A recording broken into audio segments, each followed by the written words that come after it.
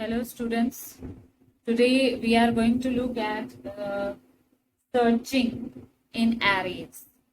Last time we had done one video on what is an array and what type of programs can be asked in that. Those of you who haven't seen that video, they can click on the I button at the top, in which I have given the link of that previous video. Now here we are going to study a topic searching.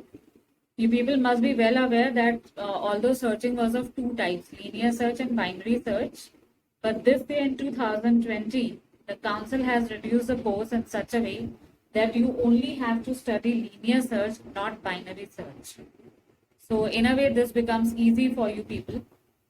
Now let's study the topic, what is searching basically. See, searching is the process of finding an element in the array and giving its position. Like in our real life also, we can compare it. Suppose we have got a pile of books placed one above the other, and we have to find one of the books which may be present in between. So what we'll be doing? We'll be first seeing all the book labels just on the side and finding out our book. As soon as we find the book, we'll be just taking it out. Similar is the case in our other examples in life also.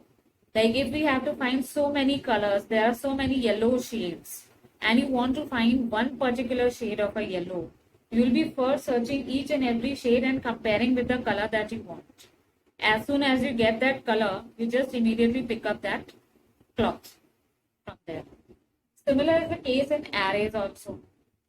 Suppose because we are going to do linear search, it is quite easy. Linear search says even if the array is in jumbled order or in ascending or descending order, it has no problem. It will start searching right from the beginning, each and every element, and give you the particular element if it is found.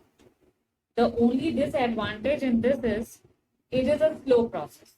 Because if suppose your array is of 100 elements, it will keep on searching with those elements, and your element may be present at 90th position. So it will take time to reach to 90th position. You people will not be able to realize it because when you run this on the system, you will get the result immediately. But for the system, for the computer, it will take a lot of time. Well, we don't have to just look into such matters. We just have to look into the programming, how we are going to carry on linear search in when it comes in the examination, like for 10th and 12th. In 12th, though, we have got binary search also, but this is specifically for 10th class and 11th, 12th class also.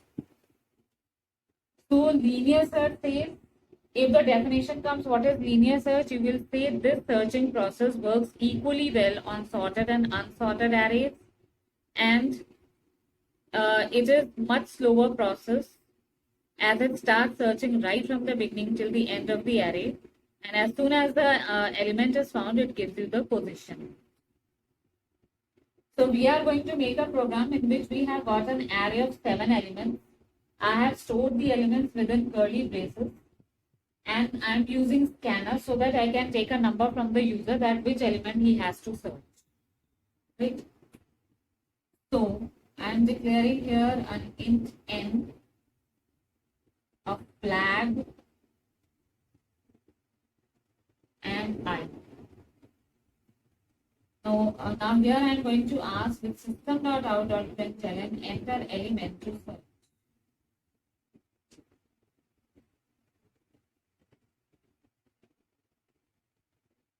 The number to search. User is going to give you the number in n.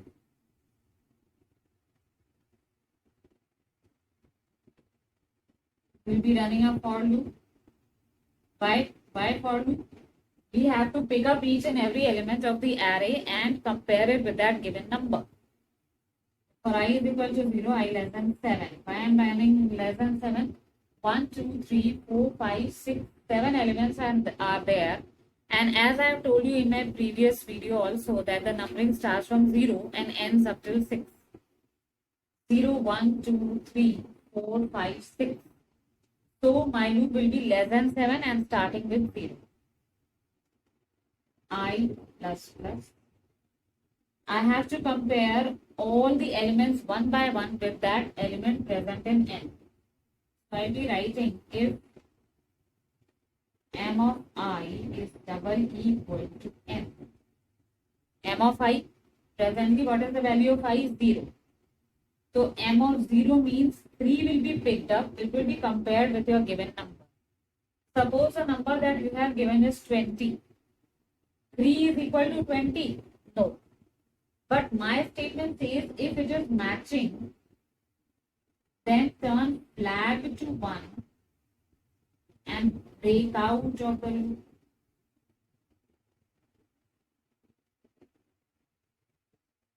Right? So presently 3 is not matching with 20. Then I plus plus becomes 1. At one position we have got 5. 5 is equal to 20. No. Then with I plus plus it is going to second position 6. 6 is equal to 20. No. With I plus plus it will move to 10. 10 is equal to 20. No. When it reaches to 20, 20 is equal to 20 is true. Flag which was 0 will become 1. What is this flag used for? Flag will tell us the status whether we have found the number or not. Initially I kept flag as 0 means I have not found the number. As soon as I find the number, flag will turn out to be 1. And then we break out of the loop when our purpose has been solved. Before break, you can also write your answer that the number is found at I position if you want. Right here we can write system.out.println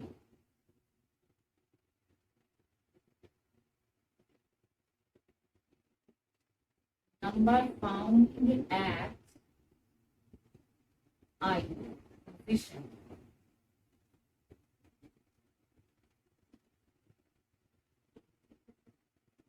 And then we break out of the loop. If is closing, for is closing. Right? But this happens when you have found the number. Suppose the number was not present in this entire array. User had given you a number like 7. So it will keep on searching each and every element with 7. 3 is not matching, 5 is not matching, 6 is not matching, 10 is not matching, 20 is not matching, 60 is not matching, 2 is not matching. Ultimately, when the loop has exhausted, flag still remains 0. In that case, it is our responsibility to give an answer that if flag still remains 0, the Java program should print number not found. So when we are outside the loop, we'll be writing here, if flag is equal to 0,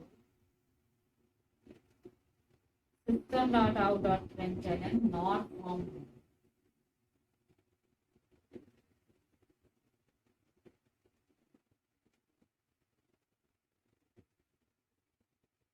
This is outside the loop.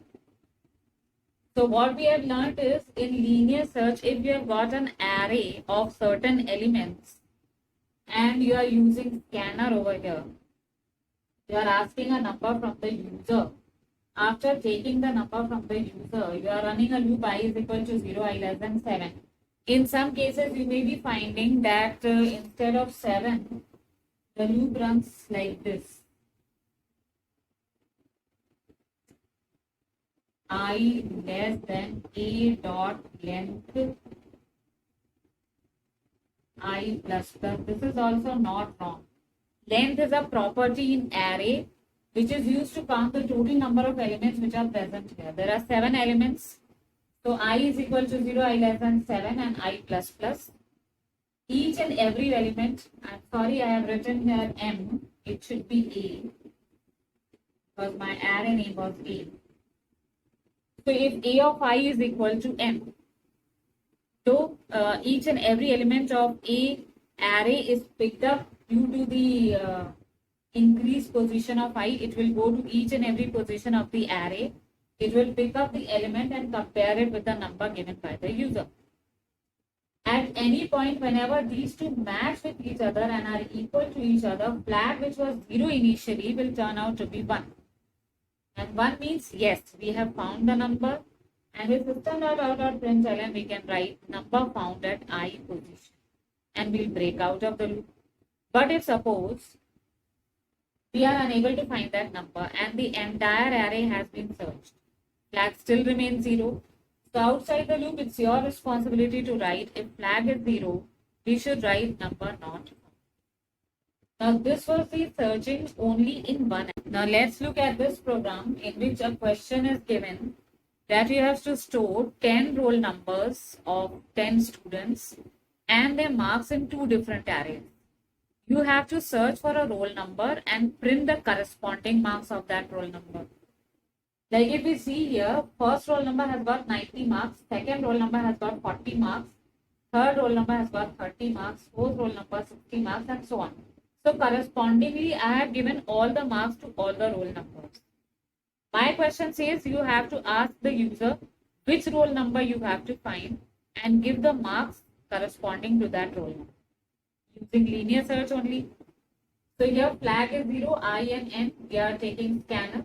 We are asking the user enter roll number to find. The user has given you in N the roll number to be searched.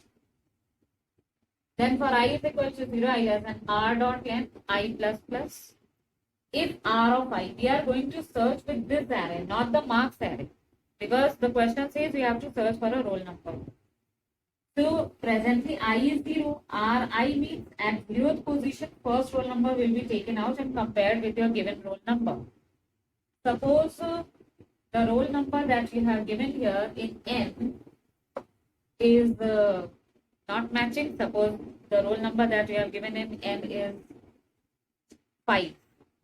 So 1 is not matching with 5.